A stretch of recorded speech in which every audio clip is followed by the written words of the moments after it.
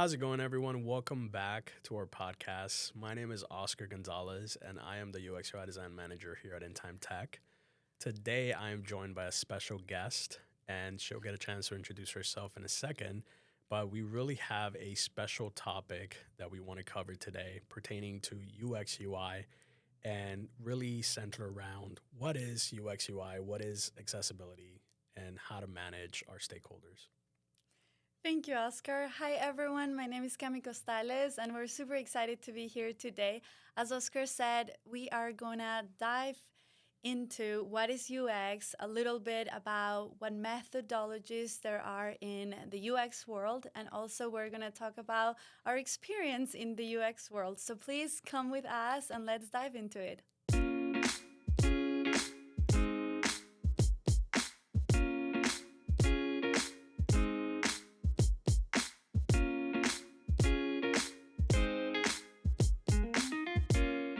My name is Oscar Gonzalez. I am the UX/UI design manager here at In Time Tech. And today I'm joined by one of my secondary leaders, Cami, who will have a chance to introduce herself in a little bit. But we have a few questions that we want to dive into today. But before, Cami, you just want to do a quick intro of who you are? Yes, of course. So my name is Camila Costales. I am a UX designer here at In Time Tech, and I'm sure people are going to notice my accent. So I'll just say that I'm originally from Quito, Ecuador. Yeah, that's a little bit about myself. Right on. Okay, ready for the questions? Yeah, we have a pretty good set of questions today. And we're really going to be diving into more of that UX/UI field, which is always fun because I found it that a lot of people don't really know what it is, I agree with um, that. but they know that they need it. So, one of the first questions that I wanted to open up with was when it comes to true UX, if you could define it in one sentence, like how would you define it? I want to hear what you would say, and then I want to answer that. Okay. Um, well, I would say that user experience is one of those things that can make or break a product. Yes. And the reason I say that is because a lot of the times when designers dive into a project, they're really looking more into the look and not necessarily too much of the feel.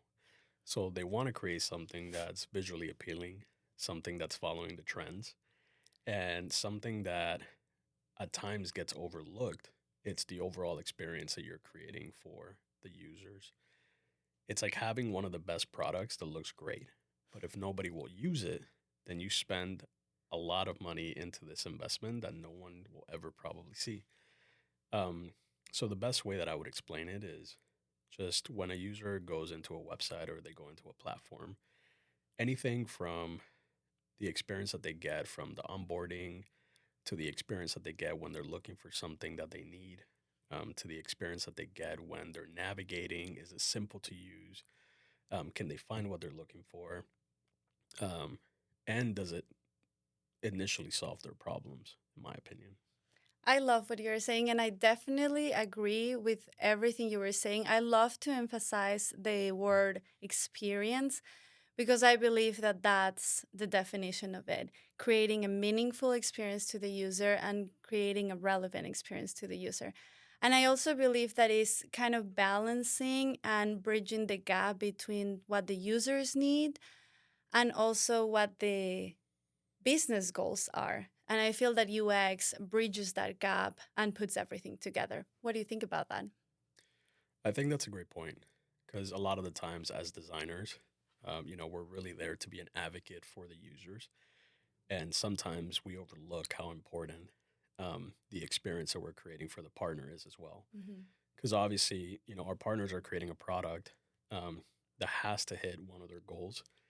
Whether it's an increase in revenue, whether it's like an increase in the users that are going to be using their product.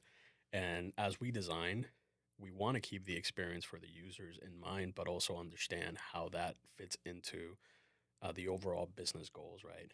Like, are Definitely, they yeah. able to achieve what they're setting out to do? But at the same time, creating the right experience that their users are going to love, because that's what's going to keep them coming back. That is true. You mentioned two things at the very beginning that I want to come back to them, and is you mentioned a lot of people don't really understand what UX really means or what it really entails. And I feel that when people actually understand what UX means, they understand how powerful it is. Because as you were saying, it's not just changing how it looks or like, oh yeah, it looks pretty or something like that, but the experience that we're giving to the end user changes everything. So I love that you mentioned that. And then the other thing I remember, there's I don't know where I read this quote. I don't know if it's a book or if I ever heard someone saying this, but someone said that the best designs are so easy to use that the user don't even notice them. So Yeah. obviously it is super important. A good UX designer would present beautiful designs and in a modern um, designs, but the experience that the user gets is so much more important. Yeah. I like that. Right on. Okay, well, let's move on to the next question or the next topic that we want to talk. And it is about what most clients think they need versus what they really need. Any thoughts about that? That's a great question. And I can probably start it off by referencing something that I recently experienced at one of the events that I went to, where we had a CEO actually talk through a new application that they were integrating into their flow. And something that she said, which caught my attention because I've never heard it in the years that I've been doing UX UI. She mentioned, well, when we were transferring over to this new application, we noticed that the process that a user goes through to buy one of our product, it's similar to the same process that a user would go through to buy like a piece of bread. And when Interesting. I went into that, I was like, tell me more. And she mentioned, she's like, well, we thought that our process, like the way that we do things, was super special. Come to find out that it's actually very similar to how a lot of products out there really work. And a lot of the times when I've met with, some of our partners, not just here at In Time Tag, but through some of the other organizations that I've worked with, is that they're coming in with this idea that they want to build something that's extravagant, flashy, bunch of colors, like best features, and like they want to include everything that a user can possibly think that they would need. Come to find out that all the user wanted to do was just have a good search function. And they implemented all these new features that, although they're great to have, is something that it's not necessarily required early on. So I would say like when she said that, I was very caught off by it because I was like, man, like this is the first time that I've ever heard a stakeholder, like a CEO, director, ever say that, which was really cool, because it lets me know that as technology advances and as all these new tools come into the market, people are starting to analyze that that user experience, that UX UI, is really a big piece of like creating like an intuitive experience for the users, but creating a product that really works. But yeah. I love that. I think that that experience definitely summarized a little bit of what we actually do as UX designers of really understanding the users, understanding what are their needs, what are their behavior, etc. I think when I stopped to think about this topic, I remember like when I started as a UX designer, and I have to admit that research wasn't necessarily one of the parts that I love the most. But now I recognize how important it is that I really enjoy my time in the research portion. And I believe that a lot of times clients come to us and they're like, I want to redesign, as you were saying, like I want something flashy. They are thinking in the visuals. They are thinking maybe in changing their colors, the layouts. But when you actually dive into the research, you recognize which are the real pain points of the user. So sometimes they changing the color, it can be important, but if you put in a scale, what is more important, changing the colors or allowing the user to have a smooth check-in, I don't know, payment flow or something? And Hmm. that's what makes the difference. Yeah, I think a lot of the times when, not just stakeholders, but even designers, Definitely. when they Yes. think of UX, UI, like they're looking more on the design piece side of it. And a lot of the methodologies that designers tend to use, especially if you're working on a project that's end to end, it really varies. So for us, we tend to really rely on the double diamond methodology. Hmm.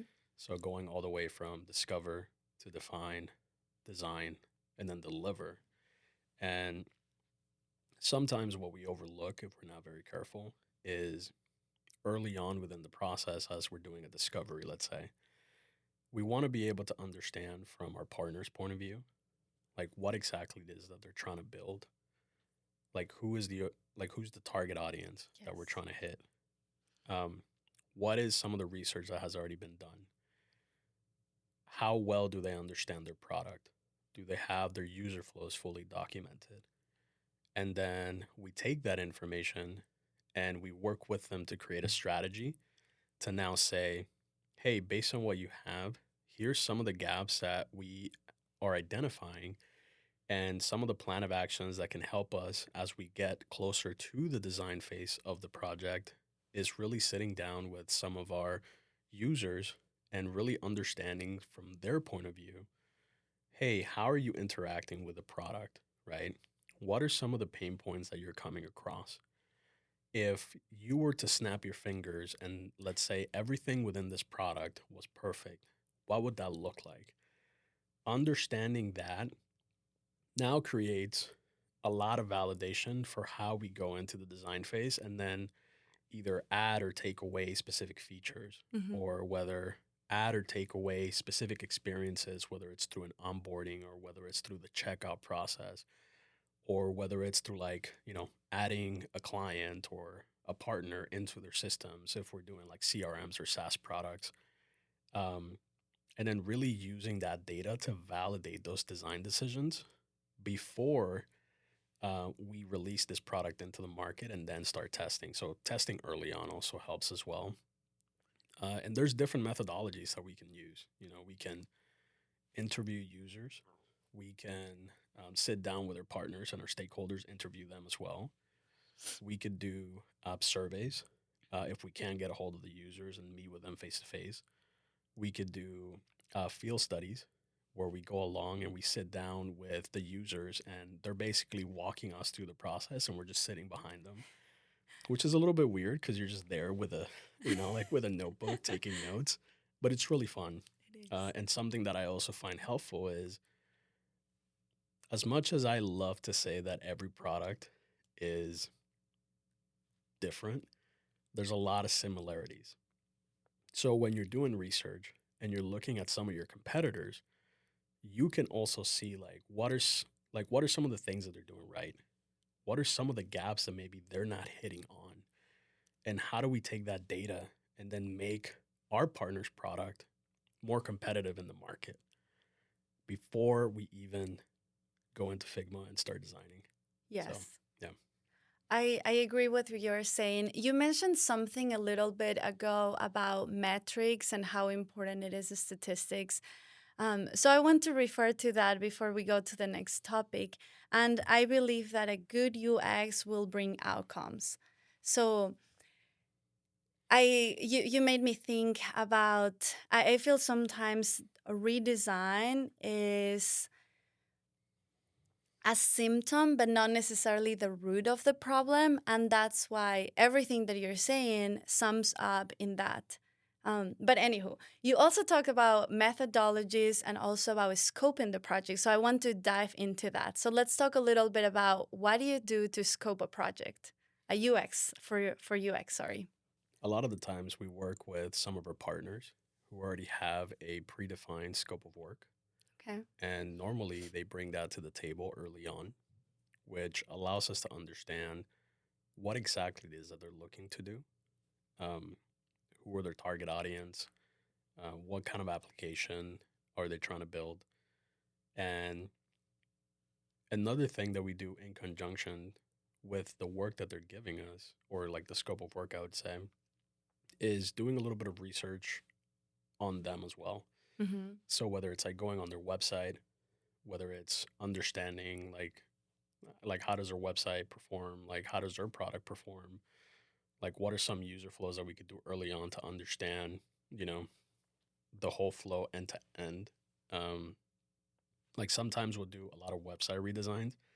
So I like to go early on into the website and do um, like more of an analysis on their sitemap to try to understand like how many pages do they have, like how many of these pages are, you know, actual pages versus, you know, PDF pages. And we use different tools. I mean, I've used tools to crawl a website and I'm able to identify how many pages. And then we can use AI to basically state like, hey, like take away all the PDFs and then give me like a full breakdown of like the pages that are left. And sometimes I've seen that it's very helpful because when you crawl, you might get a response back saying that it's like 500 pages, but then you take away all the PDFs and now it's like 150 pages. Which Uh, there's a lot of difference there. yeah. Looking through that also helps us identify like, okay, does this individual also require some additional services apart from UX UI? You know, do we have to retouch their branding? Um, are there any specific features that we're seeing where we would need to bring in like technical expertise to be able to explore those things? Mhm. So it's really end to end, I would say. Okay. I love that. I remember the first time that you pulled me in and you were like, I need some help in some SOWs and RFP responses. And I have to admit that scoping a UX project sometimes can be overwhelming. But as you were saying, like dissecting the information and trying to have that picture of the whole project changes everything. I think something that has helped me is there are two main things that we really, really, really need to understand when scoping a project. And you mentioned them. First one is understanding what is the problem you are solving. And then second one is who are you solving this problem for? Hmm. So fully understanding the users. And do you have any additional, I don't know, tips or anything else for scoping a UX project? Yeah, I would also say the experience, and like I don't mean user experience, I mean like the experience that you have working on multiple projects also plays a big role. Um, you know, I've been at Intemtech for about 3 years now, and prior to that, I was working at other organizations. Mm-hmm. And every project that I have done um, always brings in knowledge into my, I guess, like Yes. my brain, my repository. And I'm always able to pull back that information from previous projects and maybe blockers that I might have ran into that I can then say as I'm scoping this project out is very familiar to this project that I did a year ago. And here are some of the blockers that I ran into. So, how do I minimize that from happening again during this specific scoping? Another thing that I like to do is as I'm scoping the project, I always like to have some additional individuals in the room with me because I also want to lean on their experience because sometimes I might be going through something and I might miss it. And, you know, for example, like you and I have been in very, you know, previous scoping sessions and it's kind of like a mix. Sometimes I miss something and then you'll pick it up and then you bring that expertise into the table. And then for me, the biggest piece also that really helps is like having a whiteboard in the room. Like, I Yes. don't know why to me that's so important. Like, I think it's because I'm a designer, but having a whiteboard in the room and then being able to break down, like, this is how long our discovery is going to take. This is how long our UI designs are going to take. This is how long we will need a technical lead or architect to come in and do a full overview of their tech stack, right? I love that. I'm definitely a fan of the whiteboards. I feel that it has helped me a lot of removing the noise and really focusing in what really matters when scoping a project. So I love that. Yeah. So it's a good combination. Um, I think scoping is also so important, um, especially a lot when we work with partners who start off with a, let's say, for example, discovery and design. Hmm. And sometimes that gets overlooked. And the way that I like to see it is when you do a discovery early on, you're able to gather more information on what you're trying to build. And before you even invest into development, you're able to have like a solid roadmap. And really, what I have seen from the projects that I have done is the overall success rates for projects do Mhm. increase. So this is not me saying it. This is actually something that's out there. You can Yes, research yes, it. I agree. Yeah, I don't know the exact individual who said this, but it's for every dollar that's invested into UX UI, that's about $100 saved when it That is comes to insane. development, which is big. Yeah, Wow, like that statistic is so powerful. And it goes back to what I was saying at the beginning of like when people actually understand UX and what it means, they recognize how powerful it is, as you're saying right now. yeah, Love that. Okay, you also talked about methodologies and you mentioned different methods. There's plenty of UX methods that you can use in the process. What do you do to choose the correct methods? yeah. So I would say it all comes down to time, like Okay. timing. A lot of the projects that we do, they really vary. So some projects can be 3 months, some projects can be 6 months, some projects could be a year or longer. And there's a lot of resources out there. Hmm. And I think for the team, we actually have two books that has a breakdown of like every single UX UI exercise that you can actually run through, depending on which phase of the project that you're on. And it really helps to understand early on when you're talking to your stakeholders, like what is the overall goal and what is your timeline, right? Do you guys need this in 3 months? And based on that, I'm able to select what kind of methodologies I want to use. So, for example, if the design um, aspect is short, Hmm. there's different methodology you can use there. You could do, um, low fidelity sketches. You could do mid fidelity, which you can test early on before you even add any of the colors, typography. It's more of like an initial mock up of what it could look like before you start spending a lot of hours actually designing the high fidelity mock ups of them. There's some fun exercises that you can actually do as a team or even with your stakeholders. One of them, um, it's called Crazy Eights. I love that. So, yeah, like Crazy Eights is super fun because each person gets a piece of paper and we normally have an MVP that's already outlined. Hmm. And we'll do, so like we take the paper, we fold it into eights, and then each section of the paper gets a different flow. And then what we do is then we gather as a team. So let's say there's four people doing it. We'll come together, we'll review each other's papers, and then we'll go into more of like a dot voting exercise where, you might have one designer where their first page is like, man, like this is it. So the whole team votes on it. And then you might go to the second page and you're like, well, designer B has a much better flow for this. And then what we can do is we can integrate each other's ideas into the mix while creating something together. Um, this is an exercise that you can actually do not just with UX UI design teams, but you can also do with your partners. Um, Another one that I really love is called round robins.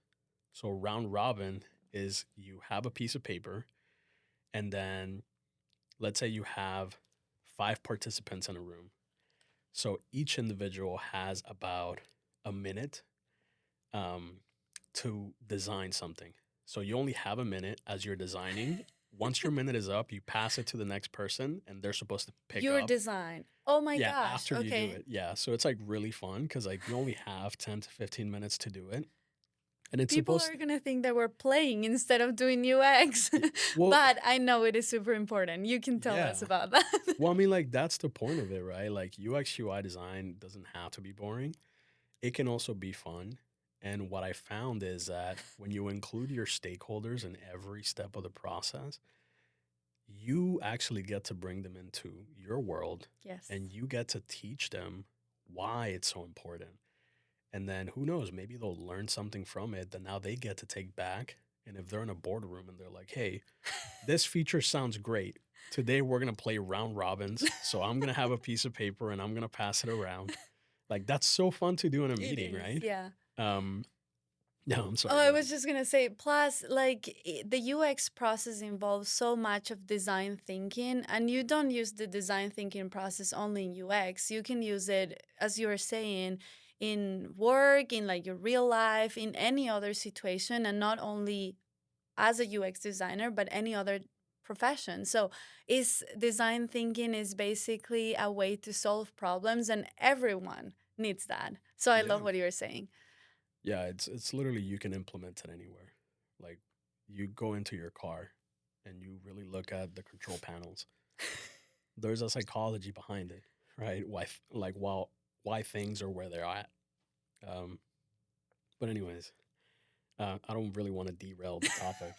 Going back to the initial questions you asked, um, now that I talked a little bit about the UIPs, I really want to go and dive into the research piece of it, right? And sometimes we can use different methodologies, like for example, um, user interviews, Hmm. which can take a bit of time. Yes. And the reason for that is you have to find the right users. Um, Setting that up and planning it takes a minute. And there's different ways that you could do it, right? Like you can either do like user interviews in a group setting, Hmm. which I do not recommend because having too many people in a room Can with get different opinions, it chaotic. could get crazy. Um, but what I found is that when we partner with our partners, right? Like they're able to come along with us and they're able to scope out like, hey, who would be the users that you would want to talk to? Like who would have valuable insights? Um, who are some people that you don't want to talk to? Because maybe those individuals also have some good insights as well. And then setting a timeline for, hey, we're going to interview 5 to 10 people. And normally these interviews take about an hour, Hmm. depending on how many questions we have. And we already have a plan of action going into them. But then it doesn't just stop there. The reason why that process is so long because after we do the interviews and we record, then we have to go into a tool that we use called Dovetail, Okay. where we can drop in the video. It'll literally transcribe the whole the whole meeting, and then you have to go through and you have to tag your meeting. And really, the whole purpose of it is to do um, like an affinity diagram, like outlining some of the themes that you're seeing based on the conversation.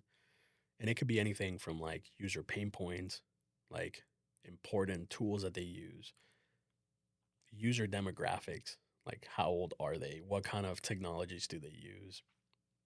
Do they use computers? Do they use tablets? Do they use phones? And it takes anywhere from like 2 to 4 hours just to tag one video. And then after you do that, let's say for 10 interviews, then you have to spend another like 5 to 10 hours organizing it on the board. But it provides a lot of information that's really useful. Um, so if there is time, we can utilize that methodology. If the research time is cut down because we really need to get this out as fast as possible, one of the things that I like to use is surveys. Survey is something that's really simple to put together. We can send it out via email. The users can go in, they can provide their inputs, Hmm. and then once the surveys come back to us, it basically already compiles the information and pulls the analytics depending on the tools that you're using. Yes, definitely. So it makes the whole process a little bit faster, right? And we love that Yeah. efficiency and also using AI now to make things a little faster. I agree. Yeah. Um, Other items like competitive analysis, like understanding like different direct or indirect competitors that are in the same market, Hmm. understanding like who are their main users, what are some of the features that they have, like who are some of their target audience, um, what are some of their brand colors, like what are some of their messaging. Like it really varies. It really depends. And I can literally sit here and talk for hours about that. So I'm going to give you back time so we can go to the next question. Sorry. Okay, you're good. I just want to wrap up this portion that we're talking about methodology, saying that you don't need to use every single method for every project. And this, um, I believe that you don't have to start a project thinking what method I'm going to use, but instead you should be thinking what is the end goal? What things I need to learn to solve that goal, and then you can start identifying what methods. Once you know, like, okay, I need to learn this, and this, like I need to understand the behavior of the user, I need to understand what are the motivations of the user, then it becomes like obvious and super easy to identify. I have to do user testing or I have to do user interviews. So I think that helps a lot too. Okay. The Yeah. next question. Oh, sorry. Were you going to say something? No, I was just agreeing with you. Great Okay, job. perfect. I love that. Okay. Since we're talking that we agree, I want to bring up a different topic. When stakeholders disagree with you, what Mhm. do you do or how you handle the situations? Yeah. Well, every project is different, Yes. and there's always going to be different point of views on how we should approach um, the projects. Something that I always like to communicate early on is that, you know, I'm not here to tell you how to do everything exactly as it should be done. I'm here to be more of a guide, right? Okay. I am here to take the experience that I have and obviously the knowledge of best practice for Mm-hmm. UX, UI, and building products.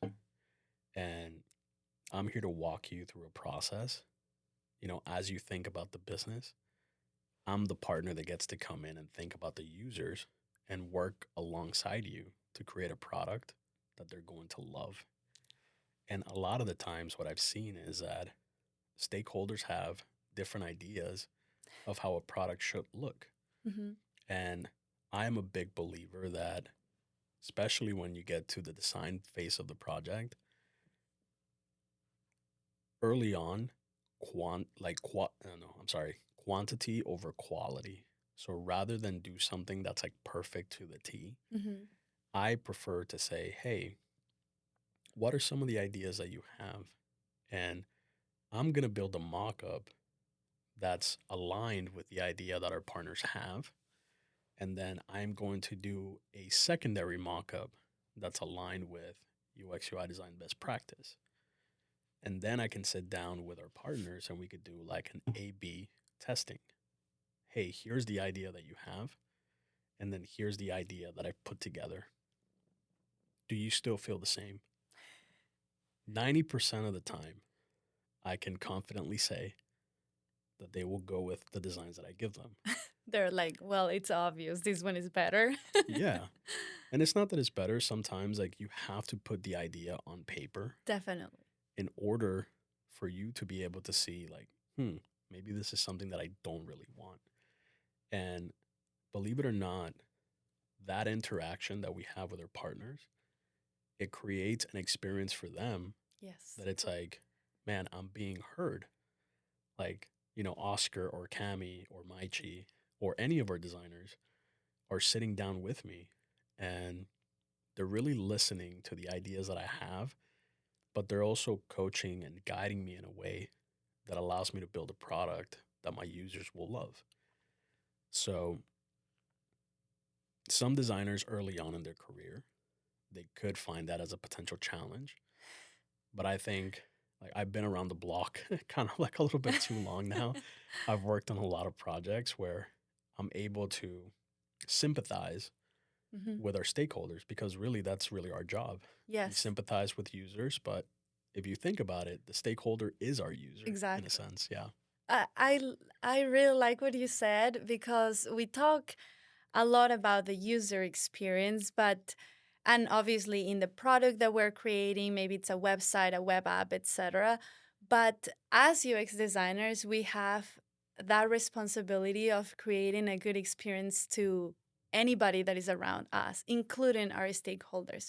Yeah. Um, You mentioned something, and I want to touch on that. You mentioned about opinions, and you reminded me very early in my career when I was in my internship. One of my stakeholders gave me feedback, or I don't fully remember the whole story, but long story short, I remember my mentor coming at the end of the meeting and saying, Cami, it was okay. Here's some suggestions, here's some advice. And he said, it is so important to shift the conversation away from opinions and towards outcomes. Everyone in the room understand, okay, the goal is to make this payment process or checkout process easier. Then it's so much easier to make a decision of what is better. And that's when everyone is aligned. And it's not about like, I am right, you are wrong, or who is wrong or who is right. It's about what is our goal and how we as a team are going to arrive there. And I love how you and Intime Tech uses the term, instead of calling like clients, we call them partners, because especially in UX, we really believe that they're not just our clients, we're partnering with them. Everything that they know, everything that they are bringing to the table is super important for research and to make decisions. So tell me a little more about that portion of like why partners and not stakeholders or not clients. Yeah. So I think one of our core values, leadership, um, for me really plays a big role. Mm-hmm. And a lot of the times when I hear some of the experience that some of our partners have had with maybe different partners or vendors or whatever they want to call them, um, I notice that at times is very transactional. Yes. And for me, well, not just for me, I would probably say for our team, something that's very important is we are very committed to the success that our partners are going to have, right? Starting from the discovery, gathering all the information that's required for us to design something that's useful and backed by data, all the way through the designs, right? Making sure that our stakeholders and our partners um, are fully aligned Mm-hmm. and, they're approving the designs that we're building, to then going into the documentation piece, because we also get to work with developers. So we have to make sure that, as they're developing, there's no missing questions or there's no gaps, that's going to prolong their process. Mm-hmm. And then we want to take it a step further, right? After the product has been launched, like we want to be able to continue that partnership and understand, hey, how is this product performing in the market? Like, are people enjoying it? Like, what is the overall return on your investment that you're seeing? And if you're not seeing anything, how do we help you strategize and how do we help you shift so we can make sure that you are achieving the results that you want? Mm-hmm. And I can relate it to sympathy, right? Like, we don't just want to build something, get a paycheck, and walk out the door. We want to be able to build something, we want to be able to launch it, and then we want to be able to stand next to our partners and say, like, we're not going to leave until this product is successful. And really, for me, how I see it is if this product is successful, is going to allow our partners to grow. And as our partners are growing, they're going to have needs for somebody to come alongside with them and really help them prepare and strategize for the growth that's ahead. Yes. And a lot of companies out there don't do that. And I think that's something that really sets us apart, right? Like we care about your success. We're out to create abundance. And, it's funny because leadership always says like we're out in this world to create abundance. We just happen to build tech, Mm-hmm. right? For us is the same. Like we're out here to create abundance for our partners and our users.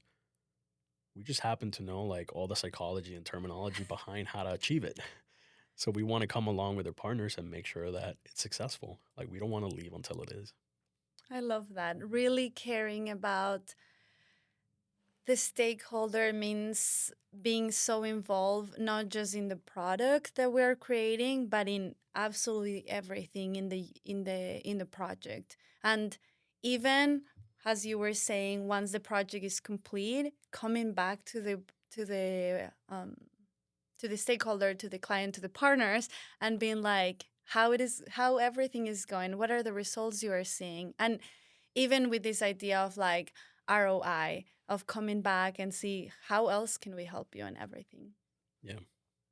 Okay, I have one more question for you, and I want to hear a story, um, a time research changed what you were gonna do or the direction.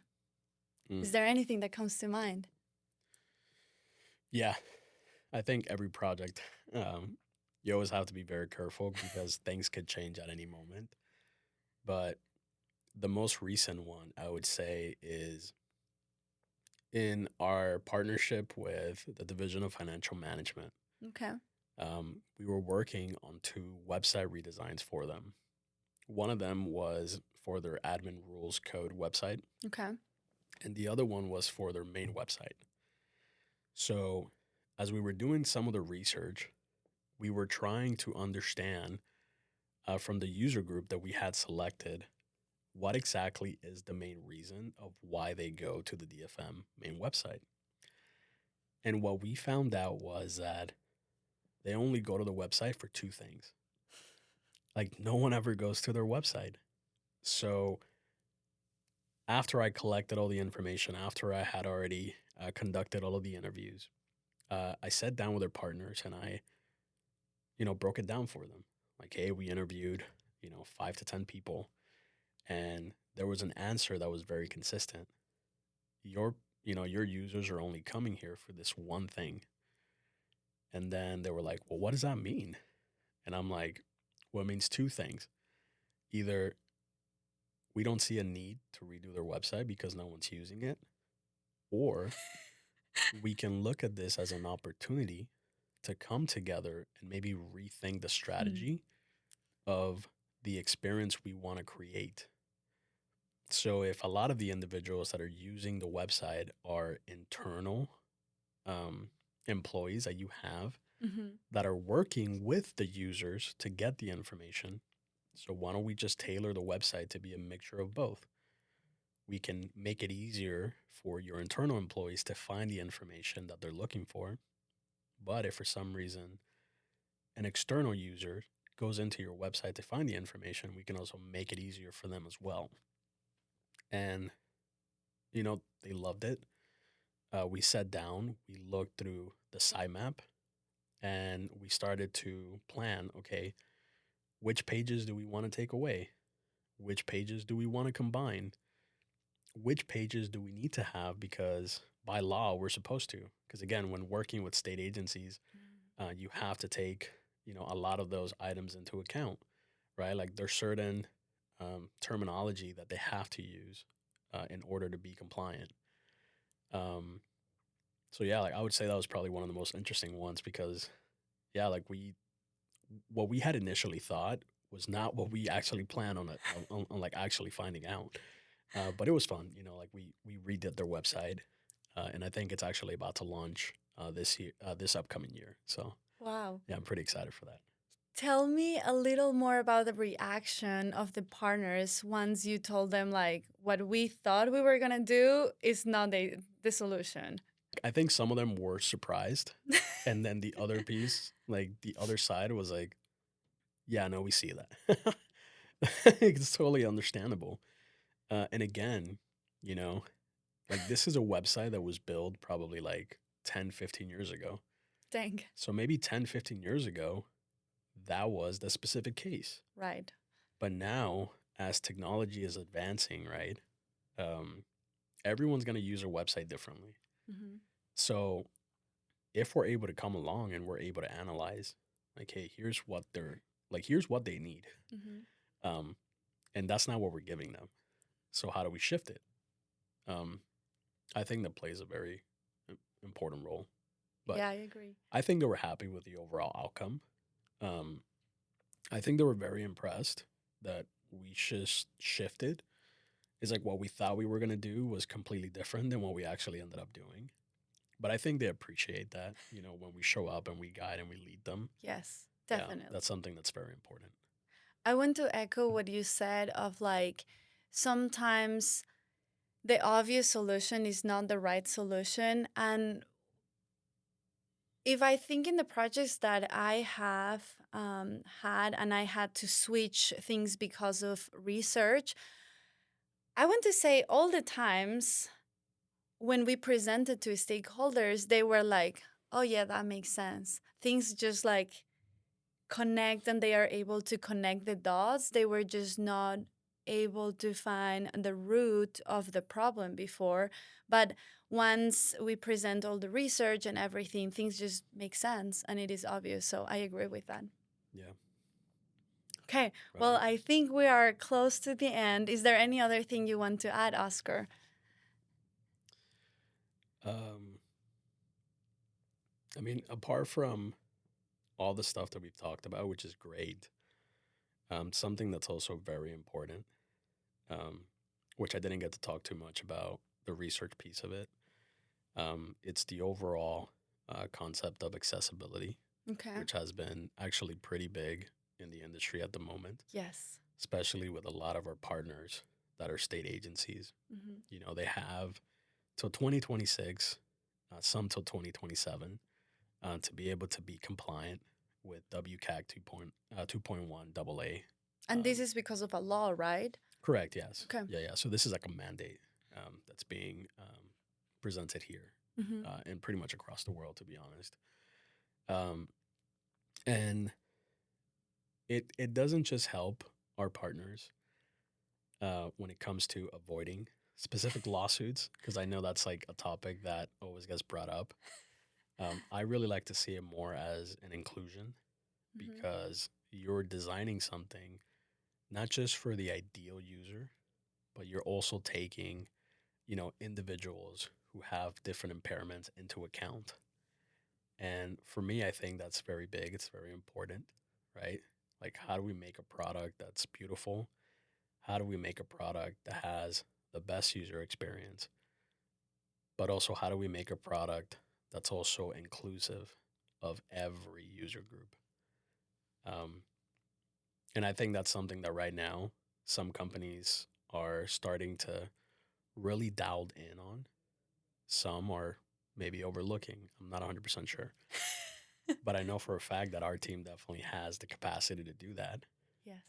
So who knows? Maybe through this podcast or through future conversations, it could be a good opportunity for us to explore. But I love what I do.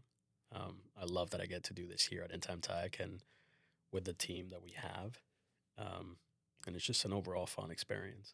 It is. It Yeah. is. I feel that this last year that I've been here at In Time Tech, my growth has been exponential, and I am so excited for what next year is gonna bring. And yeah, I'm excited. Thank you, Oscar, for being here with Yeah. us today. It has been super fun to learn, and all the insights you've given have been super helpful. Thank you. Yeah. No, and thank you to the people that are listening. That is really all the time that we have for today. But we are looking to come back in the future and have more conversations so we can really inform the public and our partners around the importance of UX UI. So thank you so much, and we'll see you guys again at the next episode.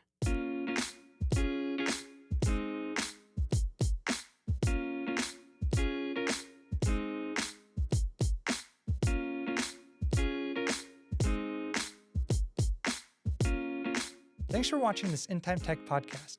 If you'd like to learn more about what we can offer you, please visit our website, intimetech.com, where you'll be able to see the different capabilities and technologies we could provide you in your business. Also, don't forget to subscribe and follow us to get more amazing content like this. Thanks again, and we'll see you next time.